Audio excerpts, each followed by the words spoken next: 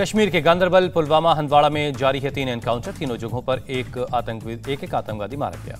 कश्मीर के गांदरबल में लश्कर का एक आतंकवादी ढेर, 2 आतंकवादियों के खिलाफ एनकाउंटर जारी है।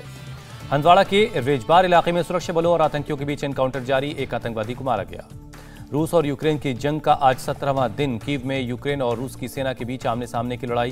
कीव के करीब एक इलाके पर कब्जा पाने में जुटे हैं यूक्रेनी सैनिक। यूक्रेन के कीव में यूक्रेन और रूस की सेना के बीच आमने सामने की लड़ाई। कीव के एक इलाके पर यूक्रेनी सेना कब्जा करने में लगी है।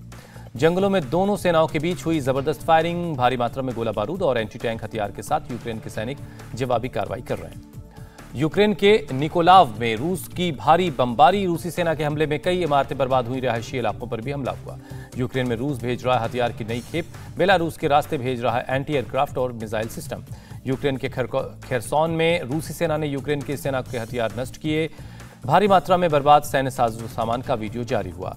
यूक्रेन के बैरशिव्का में रूस का हवाई हमला। यूक्रेन के मुताबिक रिहायशी इलाके को टारगेट किया। रूसी सेना के हमले में 6 लोग जख्मी। बड़े पैमाने पर इमारतों को पहुंचा नुकसान। इमरजेंसी सेवा के लोग सहायता में जुटे हैं। यूक्रेन के विनित्सिया शहर में बजने लगे सायरन, लोगों को अलर्ट किया गया। अमेरिका के राष्ट्रपति बाइडेन ने किया आगाह, रूस और नेटो में सीधा टकराव हुआ तो तीसरा विश्व युद्ध तय है।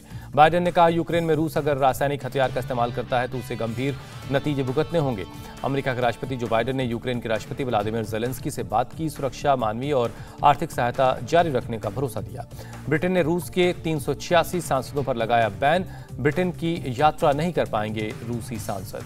नए प्रतिबंधों के तहत ब्रिटेन की में संपत्ति नहीं खरीद पाएंगे रूस के सांसद। बिजनेस भी नहीं कर पाएंगे। टर्की के राष्ट्रपति एर्दोगान का बयान, अगर 2014 में क्रीमिया पर रूसी आक्रमण के खिलाफ दुनिया ने आवाज उठाई होती तो नहीं होता यूक्रेन पर हमला।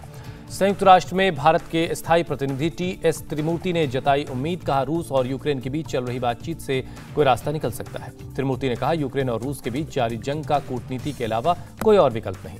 टी.एस. त्रिमूर्ति ने बायोलॉजिकल वेपन्स कन्वेंशन को पूरी तरह से लागू करने पर जोर दिया। पीएम मोदी के मिशन गुजरात का आज दूसरा दिन। सबसे पहले मुख्य अतिथि के रूप में राष्ट्रीय रक्षा विश्वविद्यालय के दीक्षांत समारोह में शामिल होंगे। पीएम राष्ट्रीय रक्षा विश्वविद्यालय की नई इमारत को राष्ट्र को समर्पित करेंगे। शाम 6:30 बजे प्रधानमंत्री सरदार पटेल स्टेडियम में 11वें खेल महाकुंभ का उद्घाटन करेंगे। खेल महाकुंभ में शामिल होने के लिए करीब 47 लाख से ज्यादा लोगों ने रजिस्ट्रेशन करवाया है। राज्य भर में 500 से ज्यादा जगहों पर अलग अलग खेलों का आयोजन होगा। अहमदाबाद में आज अमित शाह दांडी यात्रा को दिखाएंगे हरी झंडी।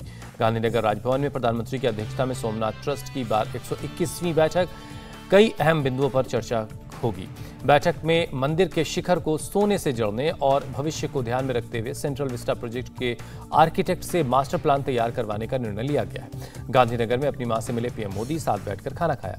4 राज्यों में शानदार जीत के बाद मिशन गुजरात पर पीएम। अहमदाबाद में किया मेगा रोड शो, फूल बरसाकर लोगों ने स्वागत किया। गुजरात में बीजेपी विधायकों और सांसदों से मिले पीएम मोदी, भेंट में दिया यूनिटी ऑफ स्टेचू का रेप्लिका। अहमदाबाद में पीएम मोदी ने महापंचायत सम्मेलन में लिया हिस्सा।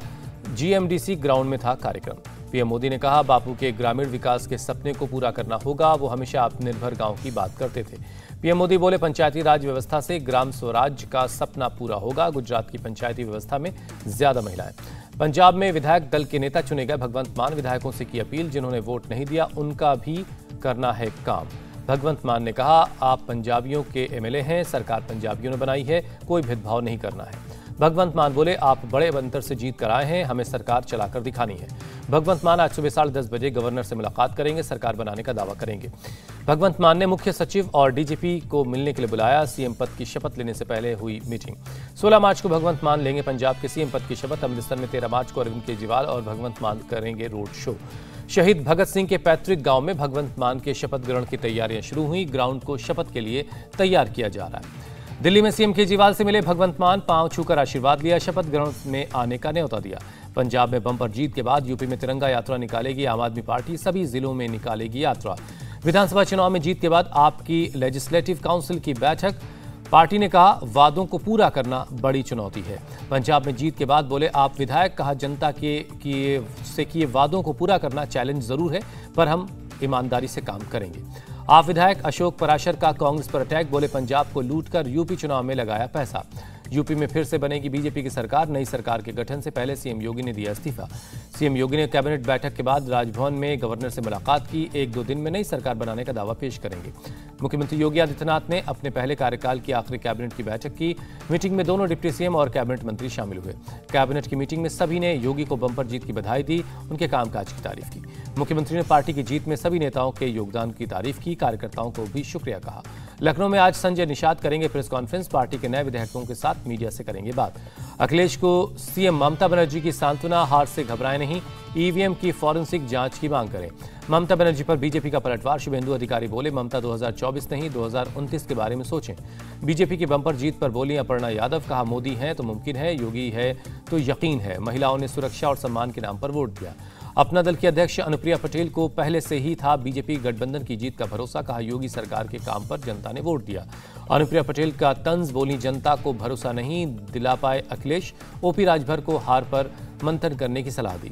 यूपी में मात्र 1 सीट जीतने के बाद सामने आई बीएसपी अध्यक्ष मायावती। कार्यकर्ताओं से निराश और हताश होकर नहीं टूटने की अपील की।